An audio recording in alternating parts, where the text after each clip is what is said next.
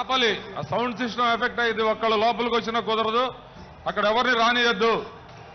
మొత్తం దాని మీద డిపెండ్ అయి ఉంది. ఒక్కళ్ళని కూడా రానియద్దు. అక్కడ ఆపుకోవాలి. మీ ఫోర్స్ చాలపోతే తెప్పించుకోండి. ఎవరిని రానియద్దు ఇటు పక్కకి.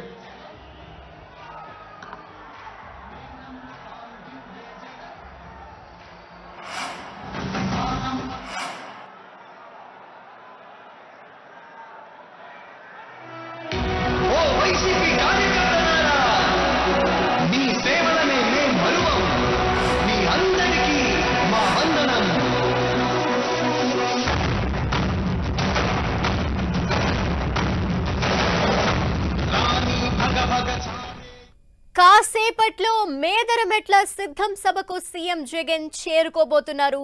వైసీపీ సిద్ధం సభకు పార్టీ శ్రేణులు భారీగా తరలివచ్చాయి. వైసీపీ జెండాలు ఫ్లెక్సీలతో మేదరమెట్ల మొత్తం నిండిపోయింది.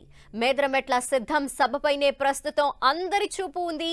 జగన్ ప్రసంగంపై పొలిటికల్ వర్గాల్లో ఆసక్తికరమైన చర్చ నడుస్తోంది. జగన్ ప్రసంగంలో ఏం చెబుతారు అనే దానిపై ఉత్కంఠ నెలకొంది. జగన్ ఎన్నికల వ్యూహం ఎలా ఉండబోతోంది? ఈ చివరి సిద్ధం సభలో సీఎం జగన్ ఏం మాట్లాడబోతున్నారు? క్యాడర్ కి ఎలాంటి దిశానిర్దేశం చేయనున్నారు అనేది ఆసక్తికరంగా మారింది. టీడీపీ, బీజేపీ, జనసేన పొత్తుల ప్రకటన తర్వాత సీఎం జగన్ నిర్వహిస్తున్న సిద్ధం సభ కావటంతో పొలిటికల్ హీట్ పెంచుతోంది. వై నాట్ 175 అంటూ ముందుకు వెళ్తున్న జగన్ టీడీపీ, బీజేపీ, జనసేన పొత్తుల ప్రకటన తర్వాత నిర్వహించే ఈ సభలో ఏం చెప్పబోతున్నారు అనేది ఇప్పుడు అంతటా చర్చనీయాంశంగా మారింది. గత 3 సభలు ఒక ఎత్తు, ఈ చివరి సిద్ధం సభ ఒక ఎత్తు అంటోంది వైసీపీ. ఈ సభలో ఎన్నికల మేనిఫెస్టో కూడా ప్రకటించబోయే ఛాన్స్ ఉంది అని వైసీపీ వర్గాలు ఇప్పటికే అంటున్నాయి. అయితే ఇప్పటి వరకు జరిగిన 3 సిద్ధం సభలు ఒక ఎత్తు, మేదరమెట్ల సభ మరో ఎత్తు అంటోంది వైసీపీ. ఇది చివరి సిద్ధం సభ.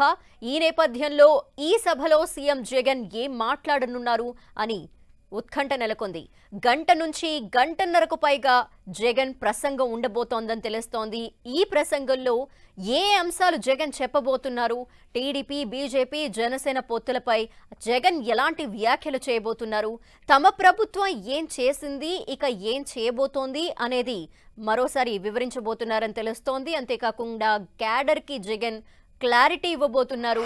వారం రోజుల్లో ఎన్నికల షెడ్యూల్ వచ్చే అవకాశం కూడా ఉన్న నేపథ్యంలో ఈ సభ ద్వారా వైసీపీ లక్ష్యాల్ని క్యాడర్ కి నిర్దేశించనున్నట్టు తెలుస్తోంది. ఇందుకీ క్యాడర్ కి ఎలాంటి నిర్దేశం చేయబోతున్నారు జగన్ అనేది ఉత్కంఠ రేపుతోంది. మరి కాసేపట్లోనే చివరి సిద్ధం సభ ప్రారంభం కాబోతోంది. సభాస్థలికి సీఎం జగన్ చేరుకోబోతున్నారు. సీఎం ప్రసంగం దాదాపు గంట నుండి గంటన్నర వరకు ఉండే ఛాన్సెస్ కనిపిస్తున్నారు. ఈ నేపథ్యంలో ఇది చివరి సిద్ధం సభ కావటం, అంతేకాకుండా కూటమికి సంబంధించి ఇప్పటికే టీడీపీ, జనసేన, బీజేపీ సంయుక్తంగా పోటీ చేయబోతున్నట్టు ప్రకటించిన నేపథ్యంలో వారిపై ఏ విధంగా జగన్ విమర్శలు ఉండబోతున్నాయి, వారికి సంబంధించి జగన్ ఏం ప్రసంగం చేయబోతున్నారు, అలాగే క్యాడర్ కి ఏ విధంగా దిశానిర్దేశం చేయబోతున్నారు అనేది సర్వత్రా ఉత్కంఠ రేపుతున్న అంశం. జగన్ ప్రసంగం అంతా కూడా ఏ విధంగా ఉండబోతోంది అని పార్టీ శ్రేణులు ఎదురు చూస్తున్న తరుణం మనకు కనిపిస్తోంది. మొత్తం వైసీపీ జెండాలు మనకు కనిపిస్తున్నాయి మేదరమెట్లంతా. ఇవాళ రాష్ట్రంలో తేల్చుకోవాల్సింది ఒకే ఒక్క అంశం.